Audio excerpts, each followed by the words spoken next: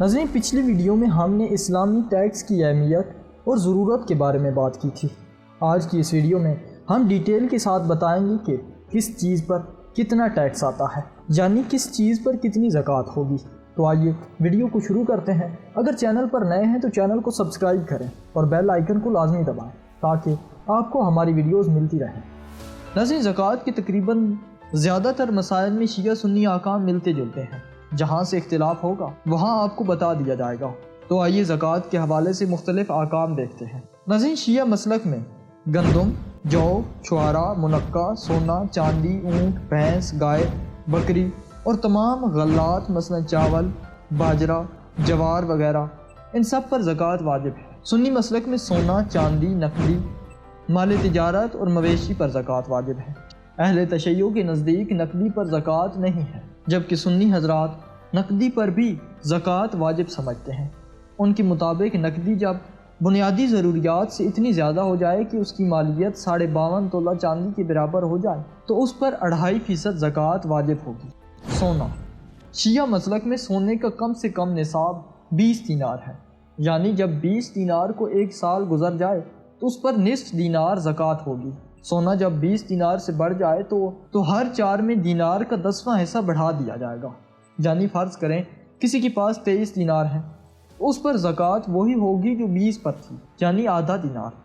لیکن اگر 24 دینار ہیں تو اس آدھے میں 10ویں حصے کا اضافہ کر دیا جائے گا، پھر 28 دینار پر مزید 1/10 کا اضافہ کر دیا جائے گا، اور زکوٰۃ 4 دینار پر اسی تناسب سے بڑھتی جائے گی۔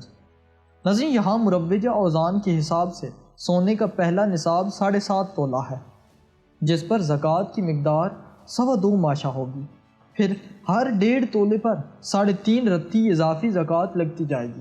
اہل سنت کے نزدیک بھی 7.5 تولہ سونے پر زکوٰۃ واجب ہو جاتی ہے، وہ بھی 2.5% زکوٰۃ کے ہی قائل ہیں۔ چاندی کے بارے میں کم از کم نصاب 200 درہم ہے، جس پر 5 درہم زکوٰۃ ہوگی۔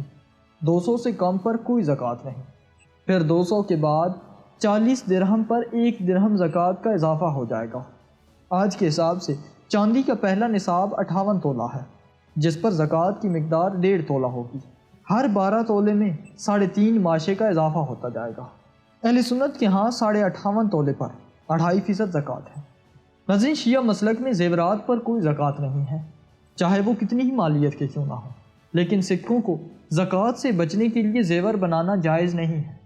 اہل سنت کے نزدیک چاندی یا سونے کے زیورات اور برتنوں پر بھی زکوٰۃ واجب ہے۔ اگر سونے یا چاندی کا نصاب پورا ہو اور وہ مالک کے پاس بیکار پڑا ہو تو اس پر ہر سال زکوٰۃ واجب ہوگی، جہاں تک کہ وہ نصاب سے کم ہو جائے۔ غلوں میں زکوٰۃ، غلات کا نصاب 21 من 37.5 سیر ہے، یعنی 22 من سے تقریباً 2.5 سیر کم۔ اب جو کھیتی بارش، نہروں یا آب جاری مطلب قدرتی طور پر سیراب ہوتی ہے تو اس کی زکوٰۃ 10واں حصہ ہے، اور جو اونٹوں وغیرہ کے ذریعے یا ڈولوں سے یا مشقت سے سیراب ہو اس پر زکوٰۃ 20واں حصہ ہے۔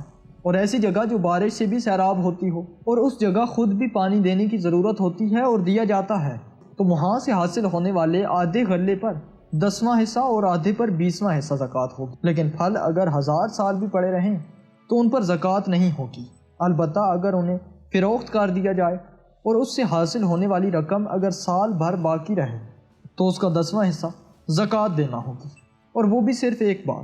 اگر کسی شخص کے پاس مختلف اجناس کا بہت سارا غلہ موجود ہے تو اس مجموعے پر زکوٰۃ واجب نہیں ہوگی، بلکہ صرف اس جنس پر ہوگی جس کا نصاب پورا ہو چکا ہوگا۔ یعنی مثال کے طور پر ایک آدمی کے پاس 10 من چاول اور 12 من جو ہے تو ان دونوں کو ملا کر 22 من ہو تو جائے گا، لیکن اس طرح اس پر زکوٰۃ واجب نہیں ہوگی۔ زکوٰۃ اسی صورت میں ہے جب ایک قسم کی جنس 22 من ہو جائے۔ لیکن اہل سنت کے نزدیک جب مختلف چیزوں کی مالیت اگر 58.5 تولہ چاندی کے برابر ہو جائے تو ان پر بھی 2.5% زکوٰۃ دینا واجب ہوگی۔ حیوانوں پر زکوٰۃ، نر حیوان پر زکوٰۃ نہیں ہے، اور نہ ہی ایسے جانوروں پر زکوٰۃ ہے جو کسی کی سواری میں رہتے ہیں۔ ان جانوروں پر بھی زکوٰۃ نہیں ہے جو گھروں میں چارہ کھاتے ہیں۔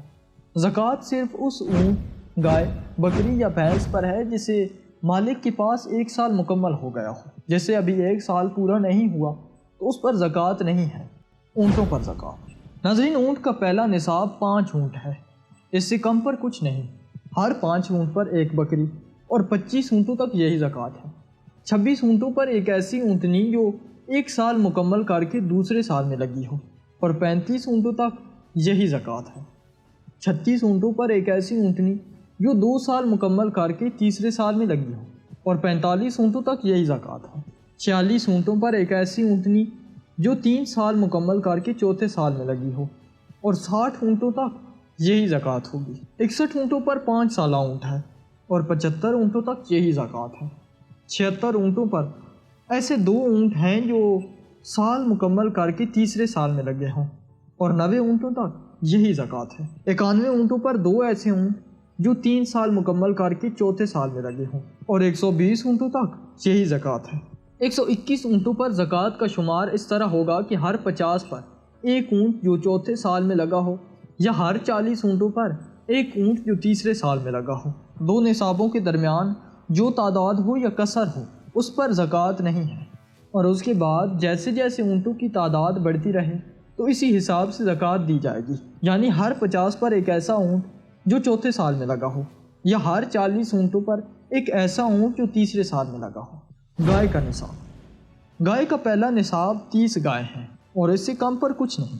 ہر 30 گایوں پر ایک گائے دی جائے گی جو 1 سال کی ہو، اس میں نر و مادہ کی قید نہیں، اور 39 گایوں تک یہی زکوٰۃ رہے گی۔ 40 گایوں پر ایک گائے جو تیسرے سال میں لگی ہو، اور 60 گایوں تک یہی زکوٰۃ ہے۔ 61 گایوں پر ایک سال کی 2 گائیں دی جائیں گی، اور 69 گایوں تک یہی زکوٰۃ ہے۔ 70 گایوں پر ایک گائے 1 سال کی، اور ایک گائے ایسی جو تیسرے سال میں لگی ہو، اور 79 گایوں تک یہی زکوٰۃ ہوگی۔